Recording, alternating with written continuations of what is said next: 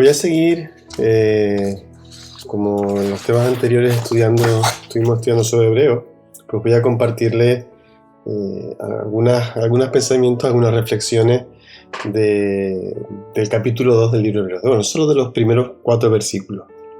Dicen así: por tanto, es necesario que con más diligencia atendamos a las cosas que hemos oído, no sea que nos deslicemos. Porque si la palabra dicha por medio de los ángeles fue firme y toda transgresión y desobediencia recibió justa retribución, ¿cómo escaparemos nosotros si descuidamos una salvación tan grande, la cual, habiendo sido anunciada primeramente por el Señor, nos fue confirmada por los que oyeron, testificando Dios juntamente con ellos, con señales y prodigios y diversos milagros y repartimientos del Espíritu Santo según su voluntad?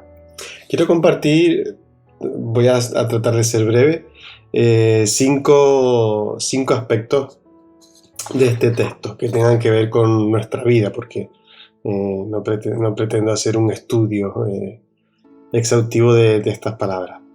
En primer lugar, la gente que estaba leyendo esta carta o este libro estaba en peligro de deslizarse, como repite varias veces el autor de Hebreo, de desviarse de lo que eran sus creencias en Jesucristo, y estaban volviendo a tener y a practicar rituales antiguos que ellos tenían porque era una comunidad judía. Entonces, el autor en varias partes del libro les va a animar, a exhortar a no desviarse. Y este es uno de esos pasajes, uno de las cortas exhortaciones de la que está lleno el libro, en medio de las explicaciones que hay. Y dice, por tanto, el versículo 1, es necesario que con más diligencia atendamos a las cosas que hemos oído. Cosas que hemos oído porque ellos principalmente habían recibido el Evangelio por medio de la palabra audible. Ellos no habían estado leyendo ni libros, ni aún tenían ellos los escritos del Nuevo Testamento que tenemos nosotros ahora. Se empezaron a desarrollar y a repartir de forma posterior, y ellos el Evangelio lo habían recibido por lo que habían escuchado. ¿De qué forma nosotros, y vamos a estar pensando en eso, no estamos dedicando diligencia a seguir atendiendo a lo que nosotros ya no solo hemos oído, sino hemos podido estar leyendo y atendiendo de forma distinta? Porque, y esa es la primera idea que quiero transmitir, la falta de diligencia en estar atendiendo a lo que Dios ha dicho y tiene por decirnos, con el tiempo indudablemente nos va a llevar a desviarnos de alguna forma. Es necesario mantener y continuar siendo diligentes en las formas y en los medios que tenemos de seguir escuchando a Dios. En segundo lugar, el versículo 2 y 3 dice: porque si la palabra dicha por medio de los ángeles fue firme y toda transgresión y desobediencia recibió justa retribución, ¿cómo escaparemos nosotros si descuidamos una salvación tan grande? Ese desliz y esa falta de diligencia lo que provocaba también era minimizar lo que Dios había hecho por nosotros y lo que Jesucristo había hecho por nosotros. Y de ahí la sorpresa de decir, pero ¿cómo vamos a descuidar nosotros esta tremenda salvación que se nos ha dado? Tenemos que pensar en qué es para nosotros la salvación, y siendo sinceros de si estamos valorando como la cosa más grande que nos ha sucedido en nuestra vida, o es simplemente y la tenemos como, bueno, es un mecanismo para que después de nuestra muerte no vayamos al infierno sino al cielo.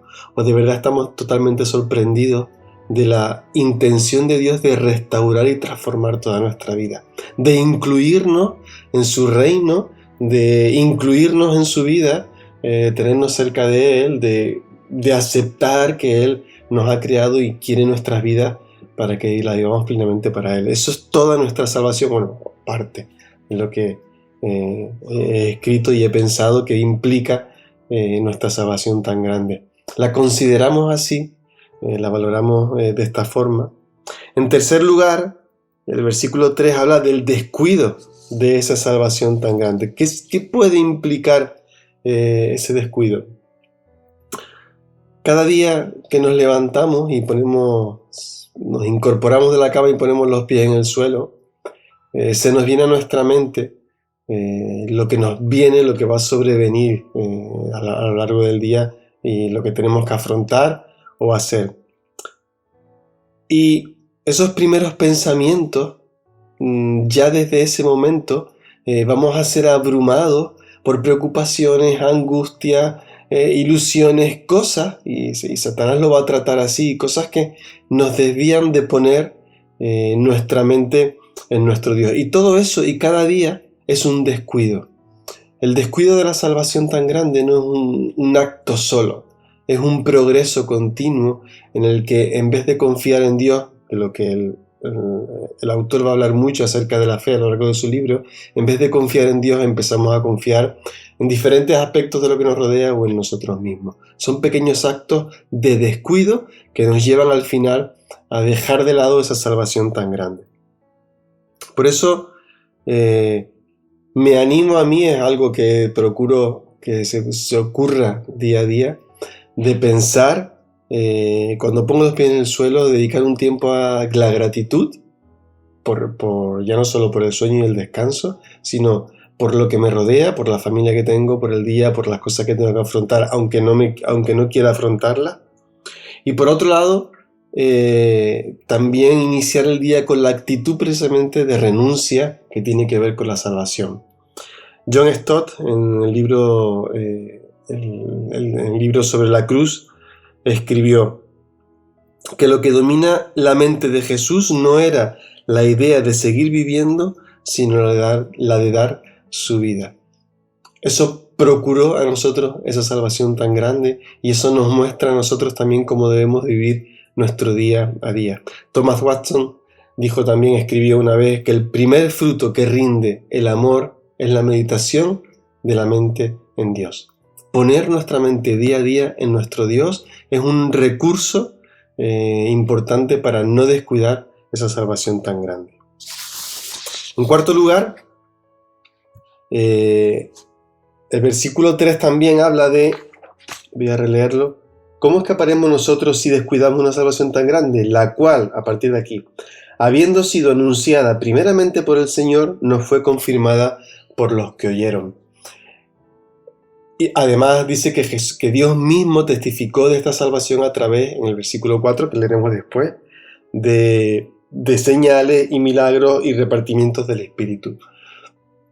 El texto recuerda el proceso por el que la palabra les llegó a ellos. Ellos probablemente eran un grupo que se llaman de tercera generación o de segunda generación. Jesús predicó a un entorno, a una generación, y ellos habían escuchado el evangelio de la generación anterior. Y ese anuncio, a partir de Jesús, había llegado hasta ellos. Yo simplemente quiero seguir reflexionando en lo que hemos estado recordándonos constantemente. El anuncio de la palabra continúa y ahora somos nosotros los que tenemos el testigo y tenemos que seguir reconociendo esa salvación tan grande que deberíamos seguir comunicando a otras personas. Y en quinto lugar, dice el versículo 4, testificando Dios juntamente con ellos con señales y prodigios y diversos milagros y repartimientos del Espíritu Santo según su voluntad. Dios actuó de una forma apoyando con otros aspectos, además de la palabra, al mensaje de Jesús. La propia vida de Jesús también era el mensaje y los discípulos continuaron anunciando esa palabra y Dios apoyaba alrededor con hechos, con señales, repartimientos del Espíritu y prodigios. Dios sigue, y creo firmemente que Dios sigue trabajando para apoyar su palabra.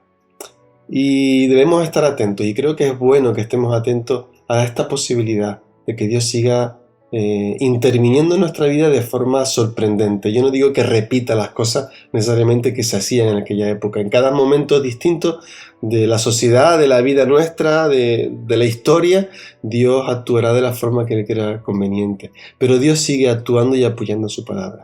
Y es también pensaba en que es motivo de orar y de rogar a Dios de que Él actúe en nuestras vidas y en las vidas que están alrededor. Para, por un lado, como anima el texto, nos mantengamos perseverantes y no nos deslicemos, y para que, por otro lado, como ellos habían recibido la palabra anunciada, también nosotros podamos seguir anunciando y predicando el Evangelio del Reino. Que el Señor nos bendiga.